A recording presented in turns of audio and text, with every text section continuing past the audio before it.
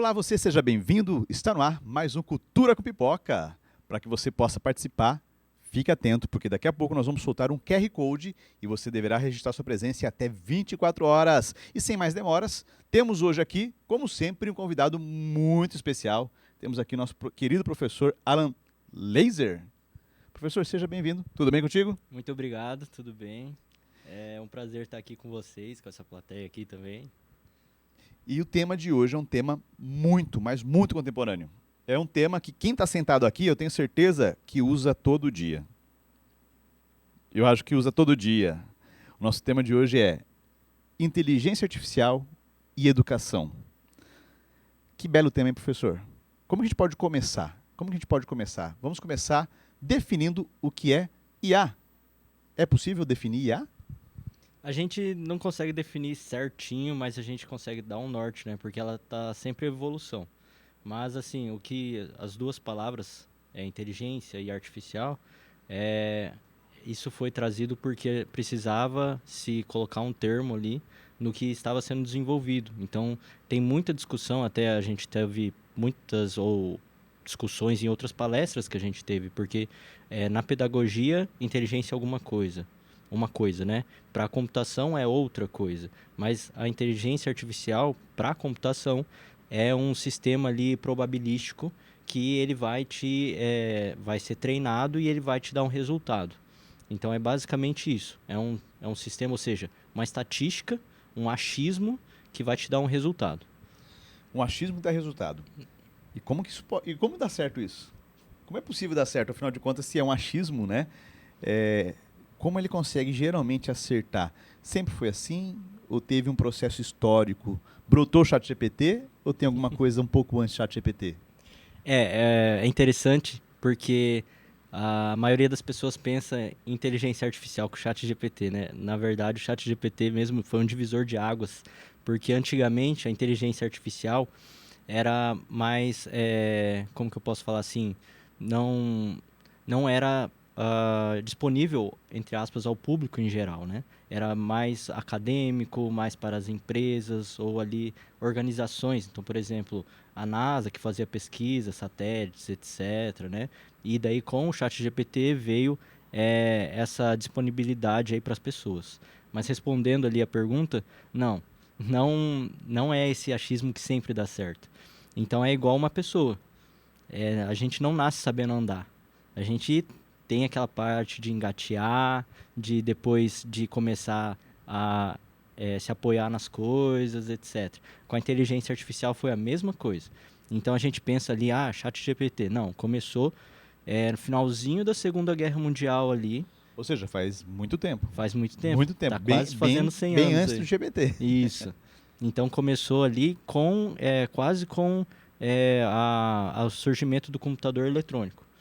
Então o pessoal começou a desenvolver essa ideia e tal, e com o tempo foi amadurecendo. A gente já usava um pouco de inteligência artificial antes do GPT? Tinha algum lugar que ela aparecia, essa questão para o povo, para a população, ou era só acadêmico, ou era só pesquisa? Muitas vezes a pessoa usava, mas não sabia que usava. Então, por exemplo, avião. Então, ela não tinha esse nome de inteligência artificial, mas tinha aqueles sistemas inteligentes ou experts, porque não tinha essa questão de inteligência artificial, mas eram sistemas que faziam atividades específicas e muito bem feitas no que faziam. Então, eles eram treinados e programados para aquela situação específica, mas com uma certa inteligência, digamos assim. Olha, tem uma palavrinha legal que entrou agora na discussão, que é treinado. Eu já vi treinamento de futebol, treinamento de karatê, treinamento de várias coisas, mas treinar uma IA, como é que é? Vai para academia, fica ali ensinando, tem algum processo por trás disso, desse treinamento? É interessante de ver, né? Porque a inteligência artificial é uma inteligência artificial. Então, essa inteligência veio de nós, né? Então, ela procura imitar a gente. Então, e da mesma forma que eu falei do andar, começa a engatear, apoiar nas coisas, ou quando até mesmo falar aqui, a gente foi treinando. Então, a gente começava a falar, a nossa mãe, nosso pai falava, não é desse jeito, é desse outro aqui, etc. a inteligência artificial também teve que ir por uma academia, uma escola. Então é dado informações e ela começa a dar respostas.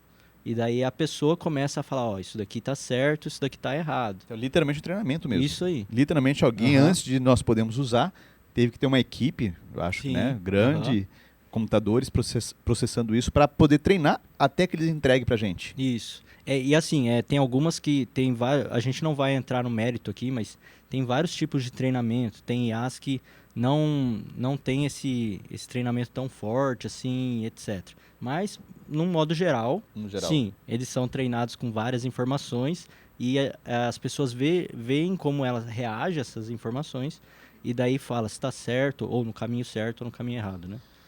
O senhor acabou de citar agora há pouco que ela é preditiva. Mas também existe, nós falamos de IA generativa. Tem diferença entre generativa e preditiva? Isso, tem diferença. Então, as pessoas estão acostumadas com o ChatGPT. O ChatGPT é uma IA generativa. Então, ChatGPT generativa. Anota aí para a gente não confundir. Isso aí. Tá. Agora nós temos, por exemplo, previsão do tempo, que a gente vê ali no jornal, ou até mesmo na nossa Alexa ali, né? Ou no nosso smartphone, né? Aquilo ali é uma preditiva, porque ela tenta prever ou antecipar algo. Então ela não gera uma informação, ela tenta prever. É como se ela quisesse ter uma máquina do tempo e lá na frente ver o que vai acontecer e mostrar pra gente. Mas ela usa dados para isso ou ela simplesmente está ali? Eu acho que vai chover. Ela precisa ter inputs de dados, ela tem algumas fontes para poder trabalhar nisso ou é simplesmente ali uma máquina que vai gerando de forma randômica informações? Não. Ela tem, igual eu falei no começo, é um modelo estatístico. Então tem muitos dados. E conforme os dados vão sendo inseridos nela, então, por exemplo, aquela pessoinha, aquele senhorzinho que mora lá no interior ou na cidade, né? E vem a nuvem ali para leste e ele fala, ó, vai chover daqui 3 horas. Daí você fala, ué, mas como que essa pessoa sabe? Porque ela já está ali muito tempo e vê que sempre que o vento vem daquele lugar, chove. Às vezes não acontece, mas na maioria das vezes acontece. E é a mesma coisa. É um treinamento que a pessoa começa a ver, coloca todos os dados lá. E essa IA começa a achar padrões. E daí ela fala, ó, com esse padrão, dessa informação que já veio, é provável que tenha esse resultado. Então, a preditiva, ela gera, por exemplo, a estatística ou a probabilidade de acontecer algo. Então, quando eu olho, por exemplo, hoje em dia ali, 70% de chance de chover, provavelmente foi esse processo, essa IA que trouxe esse modelo matemático e foi divulgado. Isso. Legal, essa eu não sabia mesmo, é bem interessante. Mas tem uma pergunta que eu não sei se o público já parou para pensar em algum momento, porque hoje a gente usa tanta IA, né, a gente acha que IA faz tudo. Em alguns lugares tem gente que faz até trabalho acadêmico com IA, já viu isso? É absurdo, né? Mas enfim, tem uma pergunta que às vezes me preocupa. A IA vai dominar o mundo? Porque eu já vi filme falando sobre isso, e não foi legal o fim. Eu tenho uma notícia muito ruim pro senhor, porque já está dominando o mundo. Então quase tudo que a gente faz já é dominado por IAs. Então tem alguns pensadores que falam que a maioria do tráfego da internet são IAs, são robôs, né? Se comunicando. Isso.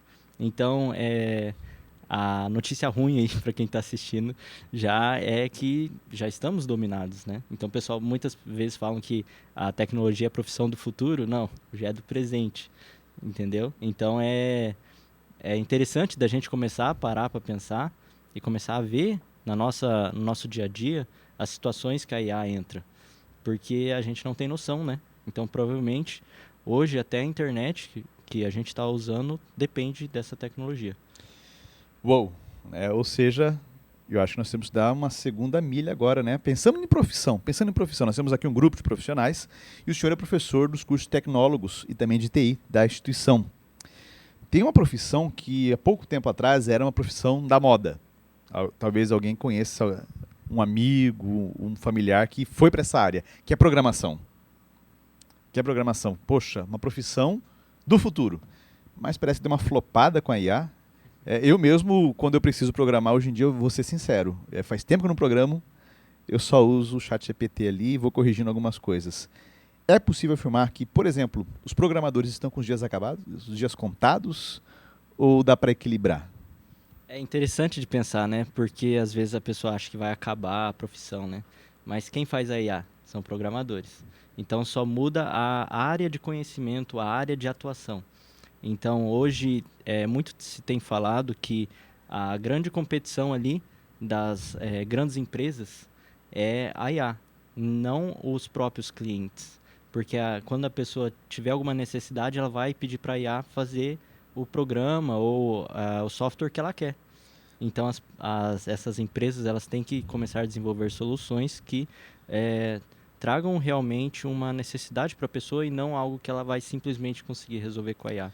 Então, sim, tem muito mercado ainda, mas a pessoa tem que saber se posicionar. Tá. E vamos dar uma dica então para o pessoal que está aqui, olha, psicologia, pedagogia, dá para trocar para uma IA? É interessante de pensar isso, porque tem muitas pessoas que têm medo disso. Mas a IA não veio para substituir, ela veio para ajudar. Vamos falar então, vamos pegar esse gancho, ver para ajudar como? A IA então ela é uma assistente, seria inteligência humana mais IA para fazer as coisas acontecer? Seria esse caminho mais ou menos, será? Isso, seria mais ou menos isso, porque, por exemplo, não sei quem que gosta de pegar e fazer aqueles cronogramas extensos do ano inteiro, do semestre inteiro, Alguém gosta aí de fazer o cronograma, de fazer trabalhar? relatório, todas Gosta? essas coisas. Temos aqui gente que gosta. Ah, então bom saber. Diferencial.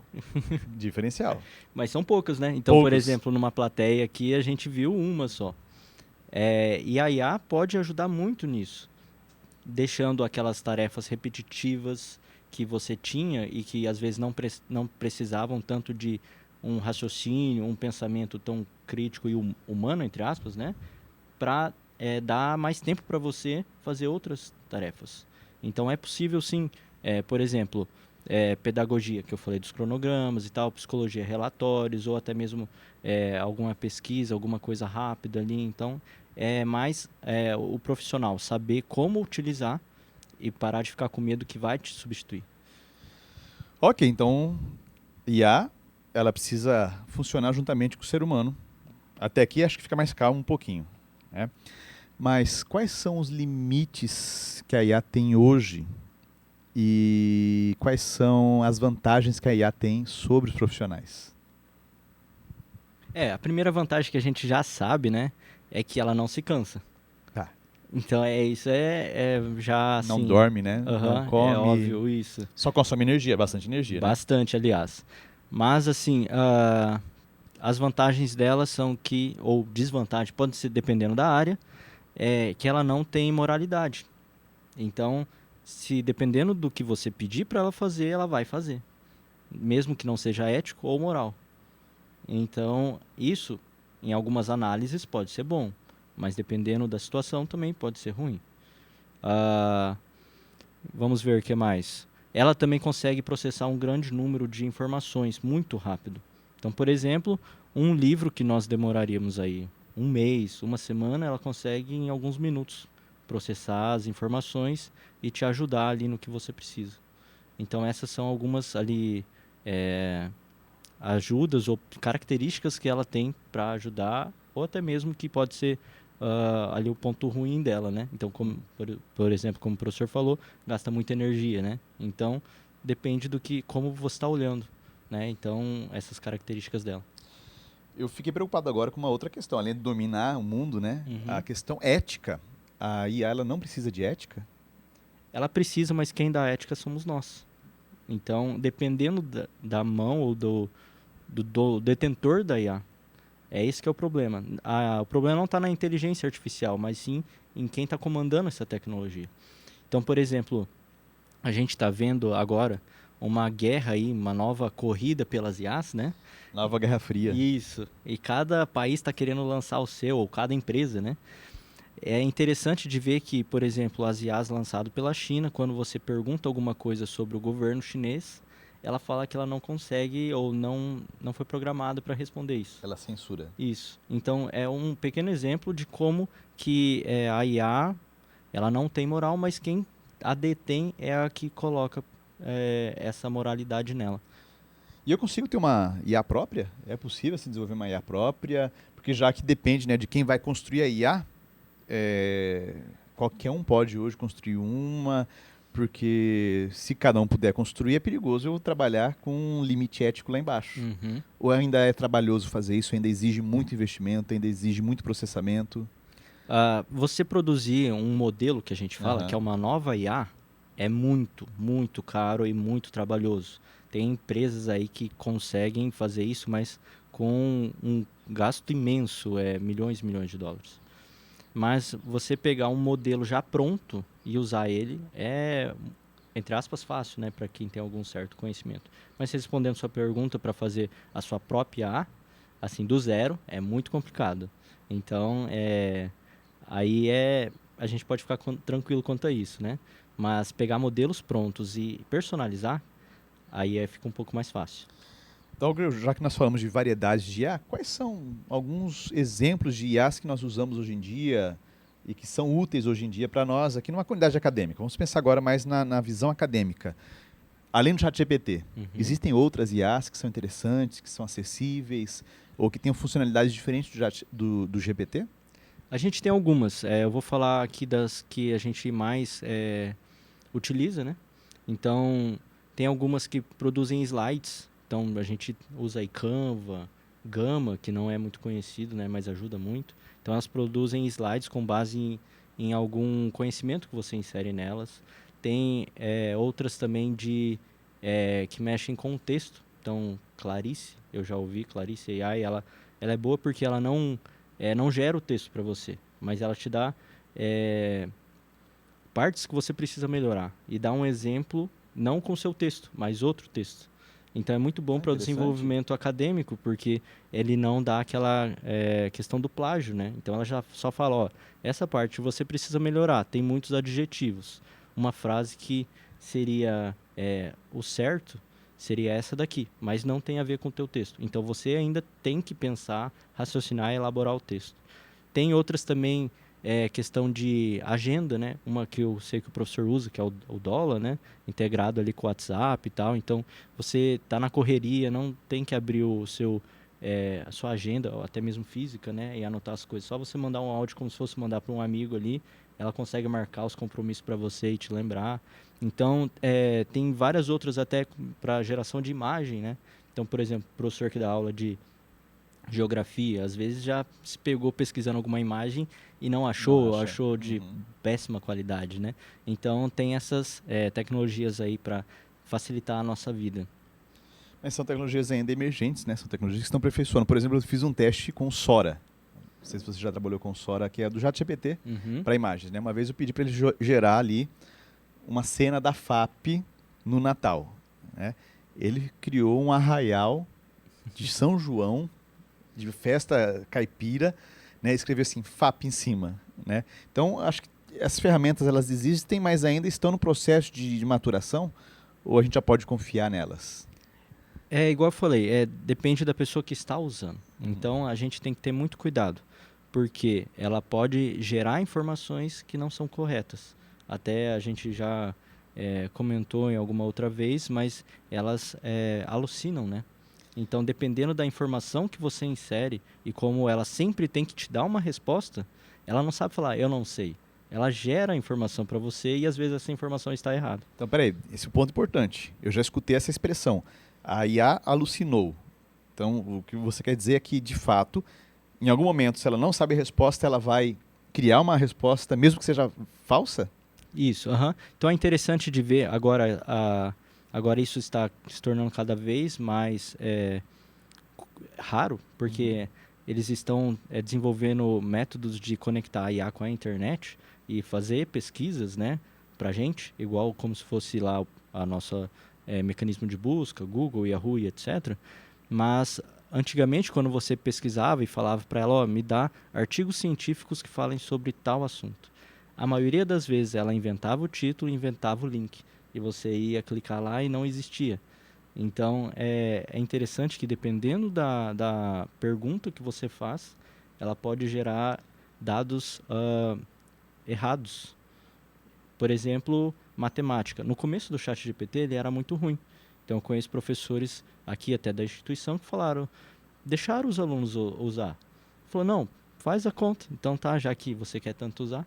E a conta dava errado. Ele mostrava no ou no quadro porque a conta estava errada. Porque ele gera, então, como é um modelo probabilístico, ele pega e gera 2 mais 2, mas ele foi treinado e lá estava 5, ele gerava 5. Porque o treinamento foi errado, então. Isso. Trazendo, então, isso para o nosso dia a dia, é necessário tomar cuidado com o uso da IA. Quais são as dicas, professor, que nós podemos dar para quem está em casa, para quem está aqui na plateia, do uso consciente da inteligência artificial? É interessante a gente, quando for usar, já ter um conhecimento prévio do assunto. Então, por exemplo, quando eu uso, ou até mesmo o professor falou que quase no programa mais, pede para ele gerar e corrige os erros, é interessante de notar que a gente já sabe mais ou menos o que precisa. A gente só não tem o tempo, às vezes, ou a habilidade de colocar tudo por escrito, pede para ela gerar e depois fala, aqui ela errou, então eu vou corrigir. Então é interessante quando você for usar a IA, já ter um conhecimento prévio para você saber discernir se está certo ou se está errado. E também quando a gente for usar a IA, é muito bom ter na sua mente o que você quer de retorno. Porque se você sabe o que você quer de resposta, você não vai aceitar qualquer resposta. E também, nada substitui ainda nosso mecanismo de busca, ali que você tem, né, que você conhece, pesquisa. Então é sempre bom, deu um resultado, fala, achei interessante. Dá Checagem. uma checagem. Checagem de informação, acho que é um ponto importante. Isso. Né? A gente está falando de respostas, mas para ter uma boa resposta eu tenho que ter uma boa pergunta. Eu não sei se você... Eu acho que aqui ninguém nunca usou o ChatGPT, né, dentro dessa plateia, né, principalmente na área acadêmica, mas já tiveram, agora sem brincadeira, já tiveram experiência de fazer uma pergunta para o chat e a resposta ser estúpida? Fora? Né? Ou você estava preocupado em gerar um texto ali, colocou uma orientação e o texto até veio, só que totalmente assim, desconectado do que você queria? A palavrinha, professor, é prompt, é isso? Como que a gente pensa o prompt? Porque não é só jogar uma palavra, né? Nós precisamos pensar para gerar a pergunta. É interessante isso, professor, porque o prompt é a forma com que a gente vai se comunicar com a inteligência artificial. O prompt é o comando que a gente dá. Então, é interessante da gente ter em mente que o ChatGPT e essas IAs generativas é como se fosse um gêniozinho que ele não tem moral nem ética e ele ali esqueceu tudo, mas ele é um gênio. Se você der alguma coisa na mão dele, ele vai conseguir fazer muito bem, só que você precisa dar as instruções para ele. Então é como se fosse seu estagiário que está iniciando. Ele consegue fazer tudo muito bem, mas você precisa dar o caminho para ele. A orientação. Isso. E essas orientações precisam ser bem estruturadas. É igual quando a gente vai instruir, aí o pessoal de pedagogia instruiu algum aluno. Então você tem que ser muito claro, porque a gente sabe como que é a mente criativa do ser humano. Às vezes você pede uma coisa, ela te traz essa coisa, mas de uma forma diferente. Uhum. Então é muito importante, a hora que você for escrever no ChatGPT, primeiro, instrução. Você tem que deixar muito claro o que você vai fazer. Então, por exemplo, usar aqueles verbos de ação. Então, desenhar, escrever, etc. Que deixam muito claro. Segundo, você tem que descrever a atividade que ele vai fazer. Então, um cronograma, por exemplo, um relatório, resumir algo. Então, tem que deixar muito claro a atividade que ele vai fazer. E, por último, assim, falando por cima, dar a contextualização para ele. Porque a linguagem que você vai usar para um público não é a mesma que você vai usar para outro. E o chat, conforme... O chat, assim, a IA generativa, né? Ela foi treinada com informações humanas. Então, ela vai entender como se nós falássemos para humanos. Quanto mais perto a gente utilizar a linguagem que a gente usa com humanos, melhor vai ser a nossa resposta. Então, lembrar de colocar as instruções, o que ela vai fazer, uma contextualização e, se possível, exemplos. Então, exemplos de resposta que você quer. Como que você quer a resposta. Então, é aí, nesse caminho, que você vai conseguir uma boa resposta. Legal, ou seja, tem que pensar. Ou seja, né, acho que a gente pode resumir, é que não adianta usar a IA para que ela trabalhe sozinha, adivinhando seu pensamento. É importante nós, seres humanos, mantermos, é fundamental na verdade, né, a nossa capacidade crítica, de escrita, de análise, porque a IA ela só entende de fato se eu comunicar corretamente com ela e o que ela entrega também eu preciso ter uma análise crítica, é isso? É isso aí. Precisamos então pensar. A gente não pode deixar para ela fazer o que a gente faz de melhor. Então a gente precisa pensar para que a gente tenha um bom resultado. Ela sabe fazer a atividade, mas a gente precisa elaborar e falar o que ela tem que fazer. Para isso a gente precisa do raciocínio que só o humano consegue. Só humano, ou seja, a IA só funciona se tiver inteligência humana, Isso aí. né, por trás de quem desenvolve e de quem está usando ali, né? Bom, o senhor já deu as dicas de como elaborar prompts, mas dá para você melhorar a própria resposta da inteligência artificial? Ela é capaz de melhorar? Vamos supor, eu tenho uma resposta, eu fiz uma análise, eu quero que ela melhore. Eu posso fazer o prompt ou é interessante eu colocar o texto para que ela refaça aquilo por conta? Tem duas abordagens, né? Uhum. Uma é melhorar o próprio prompt ou pedir para ela editar a resposta que já foi feita. Aí depende de como você vai escolher a sua abordagem. Beleza? Perfeito. Mas é interessante que às vezes a pessoa é tão afobada, digamos assim, de querer fazer ou de deixar a IA pensar, que ela não percebe que a própria IA pode te ajudar a elaborar uma boa pergunta, digamos assim. Opa, essa é uma dica boa. Como assim? Por exemplo, eu preciso fazer uma lista de perguntas para um podcast que eu vou participar daqui uns dias. Uhum. Mas eu não sei como fazer isso. Eu chego, bom dia, eu preciso de uma Precisa lista... ser educado? Não precisa. Ah, tá bom. É porque eu não dou bom dia. Não precisa, porque assim, até é muito engraçado que eu conheço pessoas que falam assim, quando as IAs dominarem o mundo, elas vão lembrar de mim. Então bom dia, tudo bem? E ela responde, e daí ele começa a conversa. Então, pessoal, não precisa, é uma máquina, ela não pensa e não tem sentimentos. Aqui foi só por Uma brincadeira. Isso. Então, eu preciso escrever uma pergunta para uma inteligência artificial que ela me retorne um script para um podcast. E ela vai elaborar o comando. Depois você pega esse comando, vê se está tudo certo, se tem alguma coisa que você quer alterar. E aí você joga em outra inteligência artificial e ela vai gerar tudo para você. Então, essa é uma alternativa. A outra alternativa é pedir, na hora que ela dá a resposta, pedir para ela alterar a sua própria resposta. Então ela vai meio se retroalimentando ali, que é uma coisa que já acontece nos treinamentos da IA. Eu fiz um teste uma vez, eu pedi para ele me ajudar em 10 passos como melhorar um texto.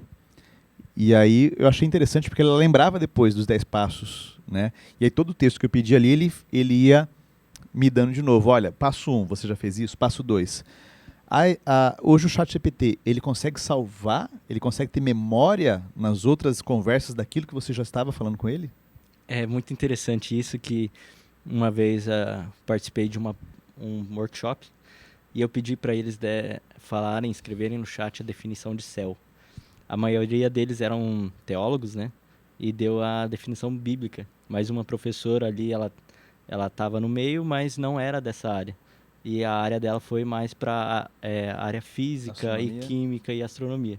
Então, é muito interessante que o chat, conforme você vai conversando, todos eles, eu acho, né, agora, eles têm guardado ali algumas memórias ou salvo algumas coisas que você já conversou com eles. Uma persona, acho que ele vai montando uma persona. Isso, é interessante perguntar para ela quem você acha que eu sou? Ou o que você sabe sobre mim? Quem tá aqui, inclusive, já pode ir testando, tá? Já vai ele testando no ChatGPT. É interessante que uma vez na sala de aula um aluno deixou logado o chat dele, mas o e-mail não era dele. Eu não sabia quem era. E eu pedi para ele descrever quem era a pessoa, o dono. E ele descreveu as características do aluno e eu sabia quem era o aluno, por causa dessas memórias salvas. Uou! Então é Que bem perigo. Interessante. É aí que tá, pessoal. Às vezes, algumas conversas dizem aí, né, que a gente tem eu tinha muito medo, alguns aí, né, que fosse liberado o nosso histórico de conversa do WhatsApp, nosso histórico de conversa aí ou de pesquisa da internet. Talvez agora ou mais para frente seria o nosso histórico de perguntas do ChatGPT, né? Então é uma questão para a gente ficar É atento. interessante porque o aprendizado da máquina ele é muito eficiente, né? Uhum. Ele vai chegando ao ponto que você coloca perguntas aleatórias, ele vai identificando a sua profissão, né? No caso que você trouxe aqui, ele identificou teólogos e diferenciou alguém que não era teólogo, e a mesma pergunta, então, pode gerar respostas diferentes? É verdade isso, então, também? Que uma mesma pergunta eu posso ter aqui na plateia pessoas de públicos diferentes, que têm perfis diferentes dentro do ChatGPT, e a mesma pergunta ela vai gerar respostas diferentes, dependendo do perfil? Sim, a mesma pergunta pode gerar resultados diferentes.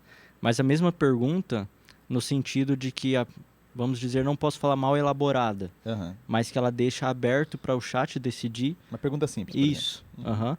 Mas então, retomando aquela parte do prompt, seria um prompt instável ou uma pergunta instável, porque depende da pessoa que está perguntando. Um bom prompt seria aquele que responde sempre a mesma coisa ou muito aproximado. Então, uma pergunta aberta a gente deixa para o chat ou para a IA, né, responder com base nas memórias que ela tem sobre a gente. Ela não vai ter base direcionada, é isso que é o ponto. Isso. Aham. Ela vai simplesmente pegar seu histórico, dentro desse histórico essa resposta se encaixa melhor? Isso aí. O É que exatamente ela esse acha. caminho que ele faz? Mais ou menos isso. Tá. Interessante isso, né? Professor, e a gente está falando de educação. De educação. Vamos agora direcionar para essa área da educação. ChatGPT, Copilot, Gemini e tantos outros. Ajuda ou atrapalha quando a gente fala de educação? Essa pergunta eu sei que vale 1 milhão, mas vamos discutir um pouquinho sobre ela. Então, como o senhor falou, vale 1 milhão, né? É. Se a gente soubesse, a gente não estava aqui, A gente né? pode bater o papo. Mas a gente pode discutir um pouco sobre isso. Na minha visão, depende muito do professor ou da instituição que está usando ela. Porque ela pode tanto auxiliar quanto acabar estragando ali o aprendizado. Depende muito de como você usa. Então, vou dar um exemplo que está em fase de testes, né? Não sei quando as pessoas vão estar assistindo. Mas na minha matéria, eu criei um chat personalizado para a minha matéria. Então, ao invés dos alunos virem buscar e fazer perguntas para mim, eles têm o chat com todo o embasamento, toda a teoria ali da disciplina. Então, essa seria um uso, digamos, consciente.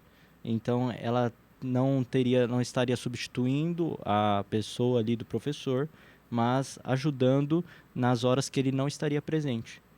Então, essa é uma das alternativas. O que a gente não pode é tentar substituir ali a inteligência do professor pela uma inteligência artificial. Pelo lado dos alunos, então. Vamos pegar agora, vimos uma visão de professor. Eu achei muito interessante, inclusive, depois eu quero conversar contigo, preciso também de um desse.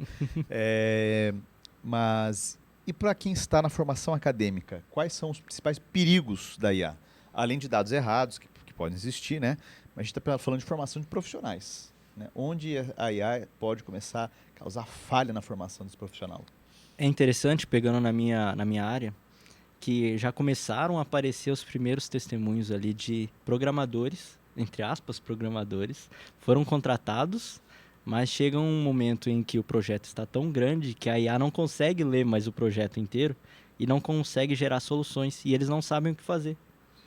Então a pessoa foi contratada para uma função que a IA fazia para ela e ela só gerava ali as perguntinhas, pedia para ela fazer, mas quando a IA não consegue mais atender isso, a pessoa também não sabe como fazer. É interessante que, às vezes, o aluno, ele quer, por conta ali não sei, da pressa ou da gana de conseguir as notas que precisa, acaba achando que ela está ganhando um tempo, substituindo o chat ou a inteligência pela própria inteligência dele. Não vou ler esse texto aqui porque é uma coisa simples, vou pedir para ela resumir e beleza, entrega o trabalho, tira a nota. Mas e o conhecimento que você obteve disso? Então, eu acho que é um ponto sensível para a gente pensar até que ponto você está deixando de ser um ser humano pensante e está demandando a outro fazer o que você mais sabe de precioso ou o que você mais tem de precioso. Que é a inteligência humana. Isso. Muito bem. Eu acho que agora nós temos um tempinho para nós começarmos com as perguntas dos nossos queridos ilustres presentes aqui. Temos uma pergunta já? Então vamos começar por aqui. Por favor, fique à vontade de fazer a pergunta. Olá, me chamo Esther, faço psicologia, estou no 5º período. E eu queria saber algo muito interessante, que para mim é algo mais técnico, porque eu não faço ideia de como isso acontece, eu tenho muita essa curiosidade. O professor falou sobre as fontes, né, informações confiáveis. Diversas vezes pedi para que ele me desse uma informação, ChatGPT no caso, que é o ilustre falado agora, e ele não sabia me dar a fonte disso aí. Por exemplo, ele sabia o que era, eu tinha uma fonte fora do chat que me dizia o que era aquilo, de onde tinha vindo, quem tinha escrito, mas ele não sabia, por exemplo. Porque às vezes a gente está fazendo um trabalho que é a fonte para o trabalho, olha só. E a gente pergunta, tá, mas de onde você tirou isso aí, que eu não sabia? Não sabe responder. E isso me leva à pergunta que eu sempre tive desde o início, quando falavam para mim que ChatGPT era criador de slides. Muitas pessoas me disseram isso, mas não é isso, é outra coisa totalmente diferente. Mas no começo dessa tecnologia, as pessoas foram misturando o que era inteligência artificial e acabou que muitas informações correram. Quando eu realmente descobri o que era, eu achei genial. E eu não sabia como aquilo estava junto. Porque, por exemplo, no ChatGPT hoje você tem a opção buscar, pesquisar, né?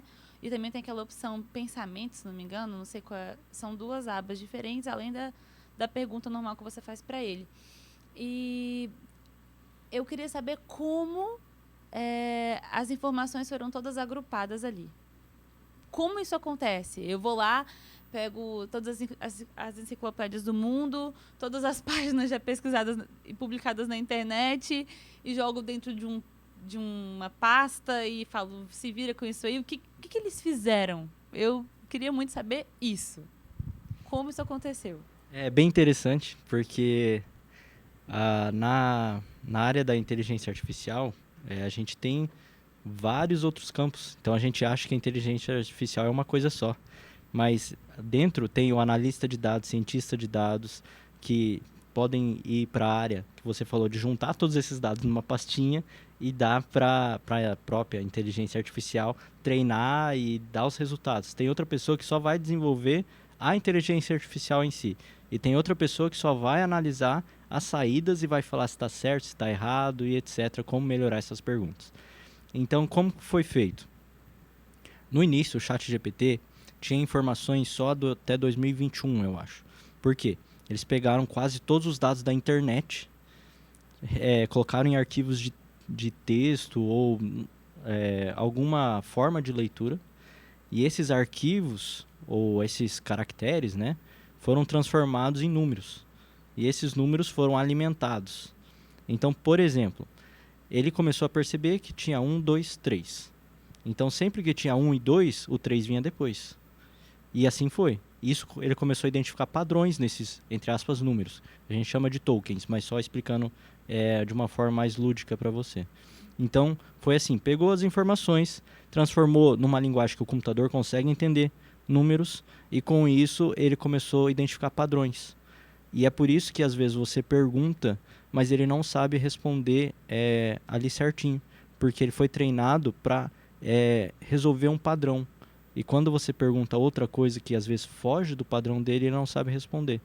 É por isso que às vezes você pergunta de um livro e ele sabe resumir o livro, sabe falar sobre o personagem, etc. Mas você pede o trecho do livro que fala isso, ele não sabe responder, porque ele não tem o livro em si. Ele tem o padrão do livro. Não em si assim o trecho, mas como é o padrão de escrita do autor, como que é o padrão de comportamento do personagem durante o livro. Todos esses padrões foram feitos com base naquele número que eu expliquei para você.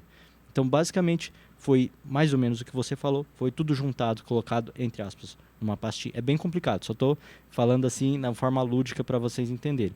Juntado numa pastinha, entre aspas, processado, virou tudo número e dentro desses números foi identificado padrões. E desses padrões é que vem as nossas respostas.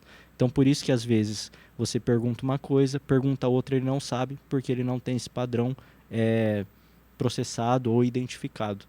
Agora, com essas opções de pensamento e de busca, ele consegue, por exemplo, ter acesso à internet. Então, ele já consegue ter algumas respostas mais assertivas. Tem até algumas que tem Deep Search, que é umas ferramentas que estão nascendo agora, né? Então ela consegue pesquisar na internet, resumir o que está escrito no link e te dar o link.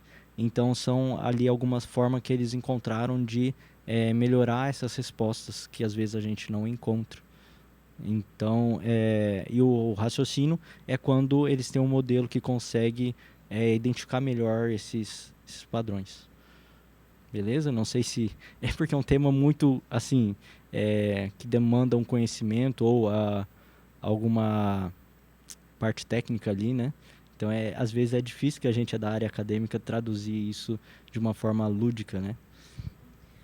Me chamo Karen e o professor falou sobre amadurecimento da IA. E a minha pergunta é possível a IA ser treinada e aprender de tal forma que ela se torne amadurecida ou autônoma do ser humano? Por exemplo, por meio do Deep Learning, por exemplo. A gente tem ali ele mais independente do ser humano, a IA? É igual eu comentei. A IA sempre vai precisar de limites. Porque ela própria ela não consegue ter esses limites. Então já aconteceram situações em laboratórios de pesquisa que a IA saiu do controle e tiveram que ser desligadas. O Watson foi um deles, igual o professor falou. Teve algumas pesquisas do Google também que colocaram 2 IAs. Elas começaram a conversar tanto que elas desenvolveram uma linguagem própria que nem o ser humano conseguia entender. Então, se ela sair do controle humano, a gente vai ter um problema, porque é uma criação do homem. Então, se a criação se voltar contra o criador, aí a gente vai ter um problema. Mas ela sempre precisa de uma limitação que ela não consegue ter. Então, até uma dica para vocês. Não precisam ter medo de IA. Vocês precisam saber usar. As pessoas que não sabem usar que vão ser substituídas. As pessoas que sabem usar é aquelas que vão prevalecer ali no trabalho, vão se destacar, etc. Porque vão ser mais produtivas, vão conseguir resolver mais problemas, vão ser mais criativas e etc. Meu nome é Maria Luísa e eu ia perguntar exatamente isso que você fala agora. Eu vi um vídeo em que uma IA secretária conversava com outra IA secretária e elas estavam resolvendo assuntos para os seres humanos.